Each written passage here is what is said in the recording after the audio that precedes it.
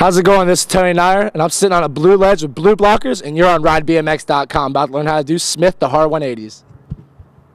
When I was learning this trick, I found the ledge that was a little taller so that when I was doing it, it gave me a little bit of time in the air, so it wasn't also low to the ground.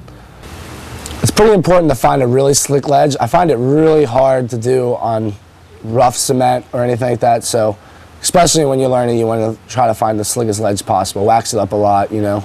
I found a really slick ledge that had an end, because when you do the Smith the hard 180, you're going to be coming off the back of the ledge. When you're doing the Smith the hard 180, you're going to be doing the Smith grind and turning your regular way. So your back end, it will be swinging over the ledge.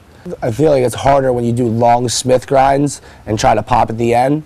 So like when you're going to go learn it, you might want to just do real quick Smiths and just try to pop out real fast.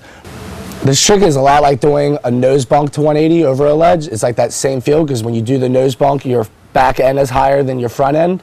So on this, you pretty much want to rotate the same way out of the Smith grind, just like swing as if you're like rotating off your peg.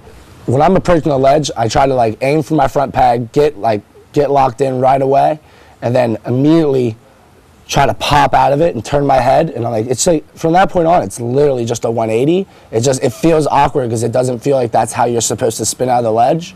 But usually I just look over my shoulder as I'm pulling out. Sometimes when you do this trick, like I found my biggest problem is I'll rotate too early, and I'll either won't clear the ledge, or my front wheel won't pass through the ledge like at the end of it. So you have to like really make sure that you're pulling off the end of the ledge, so that you don't clip and get tossed over the bars. When you hit the ledge, it's almost like it's like you're just doing a 180. So like when you do the Smith and you do a quick 180, like it's like that's how like you just continue in the rotation. You just do like you're come at an angle, so you're going like 30 onto the ledge, and then you just continue the rest of the 180 out of the Smith. It's just like as long as you're not grinding for a while, you can almost make it seem like it's just you're doing a regular 180.